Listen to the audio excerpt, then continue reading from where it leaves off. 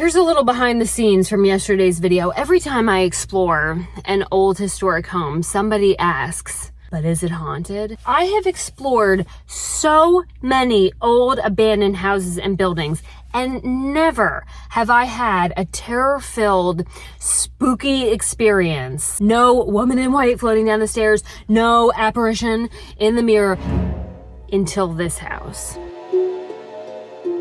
Now, the first time I went to this house, it was abandoned and there was no electricity and it was freezing cold that day.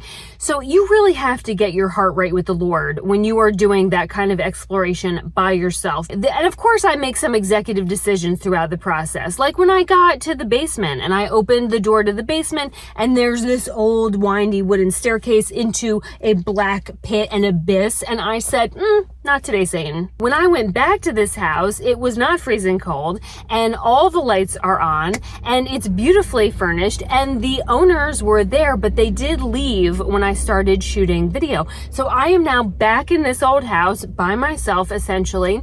And it's 5,000 square feet. Let me tell you something. When I start to video an old house, I get in the zone. I'm so focused and I get all the way through the house until I get to this bedroom. And when I get to this bedroom, I look down at that old door handle and I see the original skeleton key.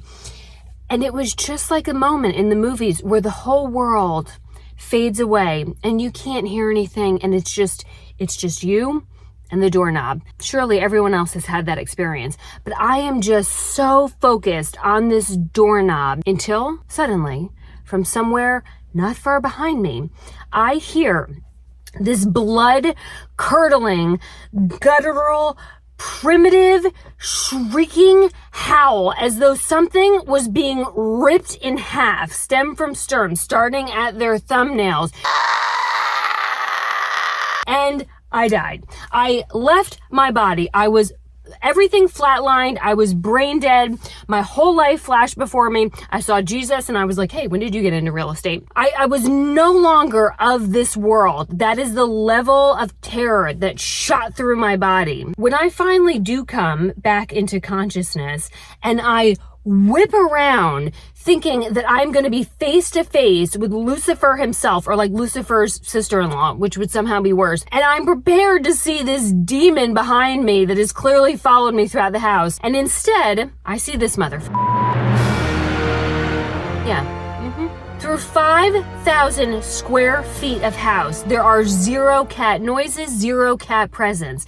And he waits until I get to the very last room, till I am totally zoned in on this doorknob to sing me the song of his people. I bet you anything that cat looked at the actual ghosts in the house and was like, hold my friskies, watch this, gets him every time. I did, I died. I've never been so scared than hearing what came out. Look at him, he knows how wicked he is and he's proud of himself. That's what's haunting the house. Cats are jerks.